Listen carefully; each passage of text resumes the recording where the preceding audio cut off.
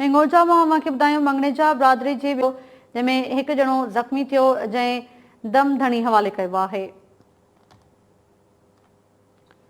ॻोठ बख्शल मंगनेजो में ज़रई ज़मीन जी मालिकी तां ॿिनि धुरनि विच में झेड़ो थियो हो, जंहिंमें हिकु ॼणो ज़ख़्मी हो जंहिं ज़ख़्म जा सूर न सहंदे इलाज दौरान दम ॾिनो आहे। हिंगोरजा मां अव्हांखे ॿुधायूं पिया मंगनेजा बिरादरी जी ॿिनि धुरनि में झेड़े दौरान ज़ख़्मी थियल शख़्स फौत थी वियो आहे।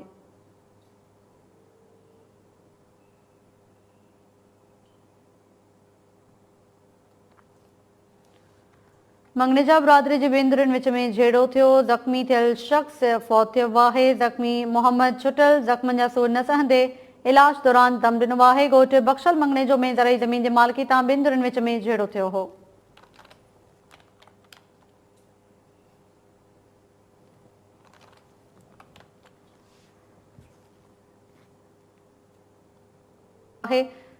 अब्दुल जब्बार चांग खां वधीक तफ़सील मालूम कयूं था। जी अब्दुल जब्बार, कहिड़ा तफ़सील आहिनि? जी बिल्कुल, पहिरियां ॿुधाईंदो हलां त हिंगोरजा भरिसां ॻोठ बख्शल मंगनेजो में मंगनेजा बिरादरी जे ॿिनि धुरनि विच में ज़रई ज़मीन जी मालिकी तां झेड़ो थी थियो, जंहिंजे नतीजे में 4 ॼणा दोदो ख़ान, आसिफ अली, गुलाम नबी मंगनेजो ऐं मोहम्मद छुटल मंगनेजो ज़ख़्मी थी विया आहिनि, जिन खे हिंगोरजा इस्पताल दाख़िल पिणु करायो वियो।